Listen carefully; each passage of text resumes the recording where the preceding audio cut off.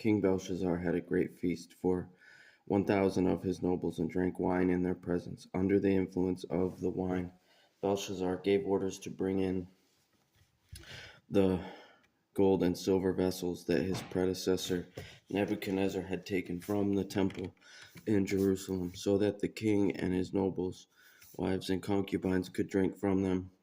So they brought in the gold vessels that had been taken from the temple, the house of God in Jerusalem, and the king and his nobles, wives, and concubines drank from them. They drank the wine and praised their gods made of gold and silver, bronze, iron, wood, and stone. At that moment, the fingers of a man's hand appeared and began writing on the plaster of the king's palace wall next to the lampstand. As the king watched the hand that was writing, his face turned pale, and his thoughts so terrified him that his hip joints shook and his knees locked together. The king called out to bring in the mediums, Chaldeans, and astrologers. He said to these wise men of Babylon, "Whoever reads this inscription and gives me its interpretation will be clothed in purple, have a gold chain around his neck, and have the third highest position in the kingdom." So all the king's wise men came in, but none could read the inscription or make known its interpretation to him. Then King Belshazzar became even more terrified. His face turned pale, and his nobles were bewildered. Because of the outcry of the king and his nobles, the queen came to the banquet hall. "May the king live forever," she said. "Don't let your thoughts terrify you, or your face be pale. There is a man in your kingdom who has the spirit of the holy gods in him.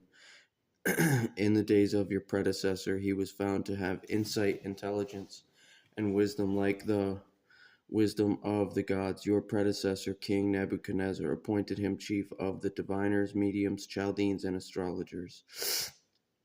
Your own predecessor, the king, did this because Daniel, the one the king named Belshazzar, was found to have an extraordinary spirit, knowledge, and perception, and the ability to interpret dreams, explain riddles, and solve problems. Therefore, summon Daniel, and he will give the interpretation."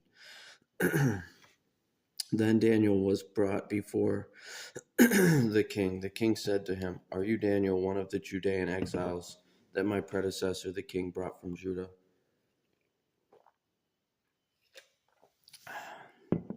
I've heard that you have the spirit of the gods in you, and that you have insight, intelligence, and extraordinary wisdom.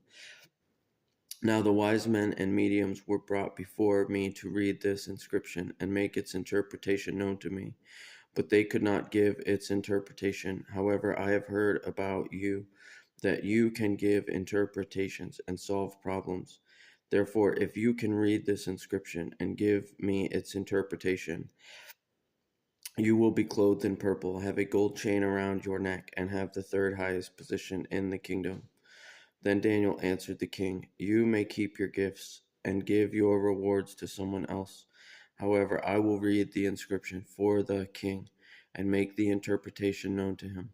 May your majesty, the most high God, gave sovereignty, greatness, glory, and majesty to your predecessor Nebuchadnezzar. Because of the greatness he gave him, all peoples, nations, and languages were terrified and fearful of him. He killed anyone he wanted and kept alive anyone he wanted. He exalted anyone he wanted and humbled anyone he wanted. But when his heart was exalted and his spirit became arrogant, he was deposed from his royal throne, and his glory was taken from him. He was driven away from people. His mind was like an animal's. He lived with the wild donkeys. He was fed grass like cattle, and his body was drenched with dew from the sky, until he acknowledged that the Most High God is ruler over the kingdom of men and sets anyone he wants over it. But you, his successor, Belshazzar, have not humbled your heart, even though you knew all this. Instead, you have exalted yourself against the Lord of heaven. The vessels from his house were brought to you, and as you and your nobles, wives, and concubines drank wine from them, You praised the gods made of silver and gold, bronze, iron, wood, and stone, which do not see or hear or understand. But you have not glorified the God who holds your life breath in his hand and who controls the whole course of your life. Therefore, he sent the hand, and this writing was inscribed. This is the writing that was inscribed. Mene, mene, tekel, parsin. This is the interpretation of the message. Mene means that God has numbered the days of your kingdom and brought it to an end. Tekel means that you have been weighed in the balance and found deficient. Peres means that your kingdom has been divided and given to the Medes and Persians. Then Belshazzar gave an order, and they clothed Daniel in purple, placed a gold chain around his neck, and issued a proclamation concerning him, that he should be third ruler in the kingdom. That very night Belshazzar, the king of the Chaldeans, was killed, and Darius the Mede received the kingdom at the age of 62.